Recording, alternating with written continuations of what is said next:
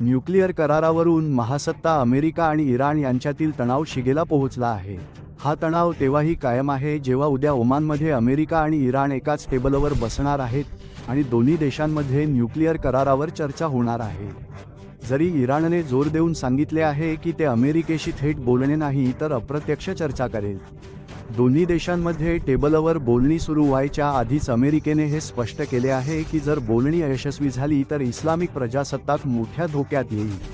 Trump यांनी इराणला जवळजवळ धमकी देत म्हटले आहे की जर तेहरानने अणुबॉम्ब बनवण्याचा हट्ट सोडला नाही तर इस्रायल त्यांच्यावर हल्ल्याची पहिली सुरुवात करेल।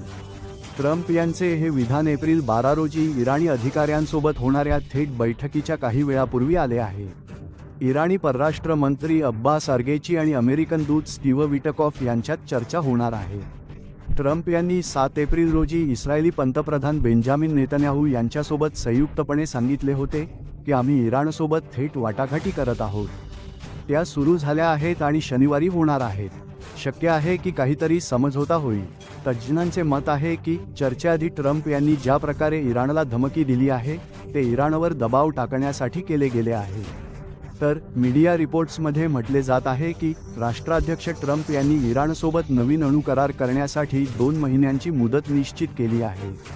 जर बोलणीतून तोडगा निघाला नाही तर ट्रम्प दुसरा मार्गही निवडू शकतात। असे म्हटले जात आहे की त्यांनी मध्य पूर्वेत सैन्य दलांना वाढवण्याचे आदेश दिले आहेत, म्हणजे लष्करी कारवाई होऊ शकते।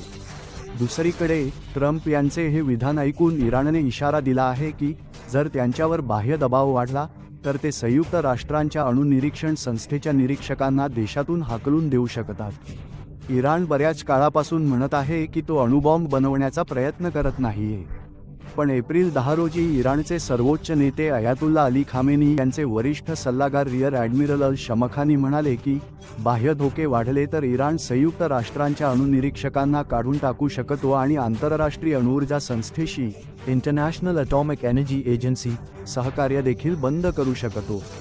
तर दुसरीकडे ओमानमध्ये होणाऱ्या वाटाघाटीदरम्यान इराण हा प्रस्ताव ठेवण्याचा विचार करत आहे की दोन्ही देशांनी व्यापक करारावर बोलणी करण्यापूर्वी अंतरिम अणु करारावर काम करावे, असं मीडिया रिपोर्ट्समध्ये म्हटलं जात आहे।